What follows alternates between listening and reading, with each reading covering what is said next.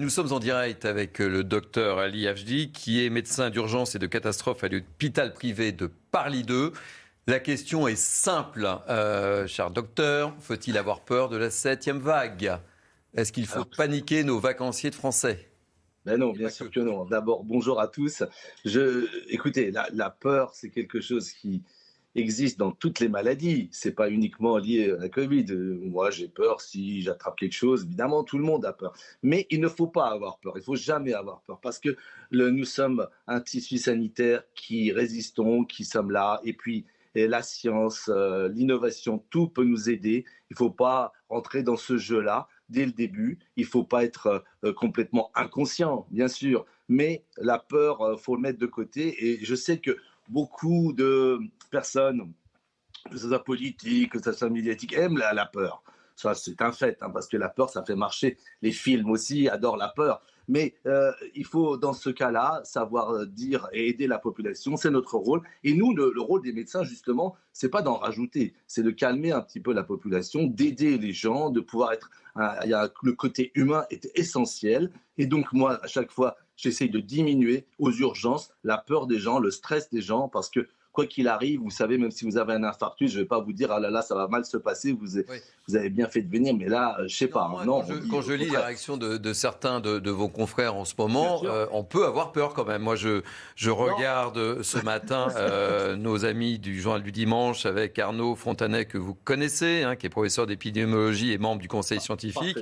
Très clairement, voilà, il met des warnings. Alors, professeur Fontanet, qui est quelqu'un de formidable, il ne fait pas peur, il essaie d'expliquer. Et ce qu'il a dit est vraiment très juste. Le pic sera pire qu'en avril, je suis désolé, mais on peut s'inquiéter, non?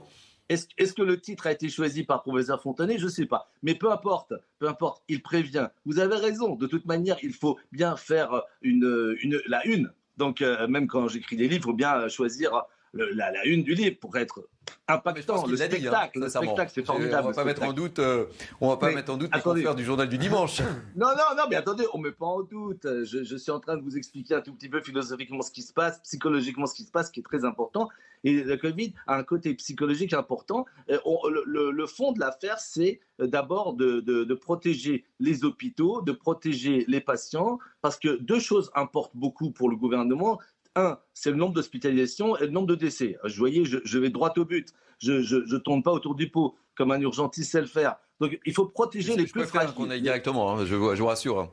Oui, non, mais protéger les plus fragiles, c'est le plus important. Protéger les fragiles, c'est plus de 60, plus de 80 ans. C'est surtout ça. On a bien vu qu'il y a deux façons de faire. Soit obliger, soit faire des recommandations. C'est ce qu'explique aussi professeur Fontanet. Arnaud dit ça très bien. C'est le gouvernement de choisir. Généralement, ce sont eux qui choisissent l'obligation ou les recommandations. Au jour d'aujourd'hui, nous en avons tellement bien parlé et nous en avons parlé souvent. Et encore, il faut continuer. Il faut expliquer aux gens qu'est-ce qui est important. L'important, c'est surtout de protéger les gens plus âgés, parce qu'on a même vu qu'avec les vaccinations, il y avait des décès qui pouvaient survenir, notamment sur les plus de 80 ans, notamment comme exemple le Portugal, qui avait été très bien vacciné, et il y a eu une vague de personnes décédées de plus de 80 ans. Donc, il faut aider ces personnes-là. Les masques, tout ce que vous voulez, c'est surtout dans les transports en commun quand on est très enfermés les uns sur les autres. Et puis aérer, c'est, vous voyez, des choses très simples. Et bien sûr, l'arme de la vaccination pour ces personnes, notamment les plus fragiles, à continuer et à les protéger de cette manière-là, quitte à en faire plusieurs. Ce que je vous propose, c'est que vous restez avec nous. On poursuit ce débat, ce qui me semble important au moment de ces vacances. On va marquer une pause publicité et on reparle du Covid juste après. Vous êtes toujours là, vous ne nous avez pas quittés? Je n'ai pas quitté, j'ai même écouté. Bon, alors écoutez, moi ce que j'aimerais savoir, j'aimerais qu'on parle du masque, puisque je le disais tout à l'heure en introduction, juste avant d'aborder ce thème du Covid, le gouvernement n'a pas voulu prendre de mesures un peu plus sévère. Je pense que les Français en ont ras-le-bol et ils n'avaient surtout pas envie de cela juste avant de partir en vacances.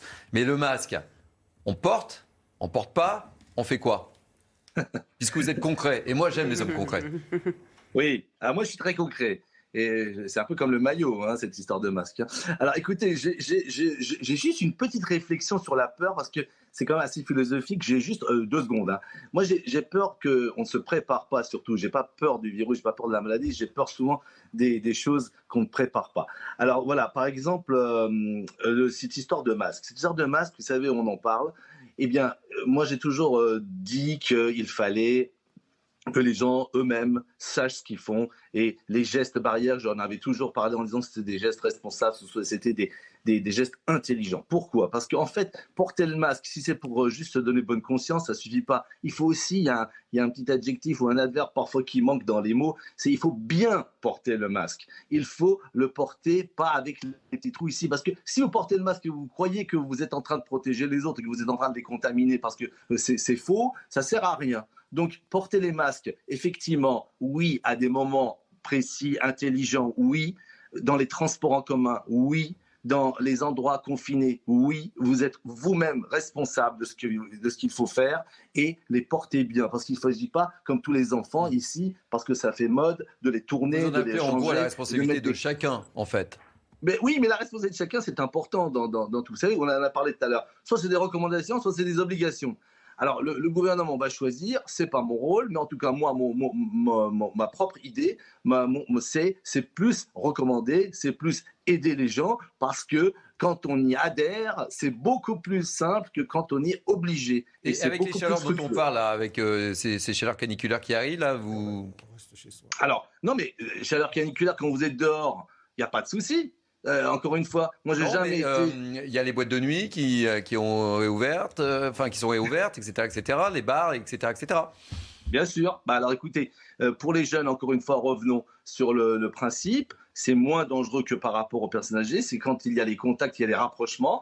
Mais effectivement, soit vous recommencez avec la même polémique, c'est-à-dire on ferme tout et pendant des mois, on fait rien. Et on a vu ce qui se passait en Chine, c'est revenu, et ainsi de suite. Soit il faut s'adapter avec la culture du pays, avec l'acceptation. Vous savez, dans une maladie, je vais vous la faire très simple, vous ne pouvez pas guérir quelqu'un si la personne n'y adhère pas. Bah écoutez, merci mille fois de ce témoignage, merci d'être avec nous et j'ai aimé, voilà, on sait, question, réponse, j'adore. Très rapidement, merci beaucoup en tous les cas, merci. Rapidement, Naïma Mfadel. Ce que vient de dire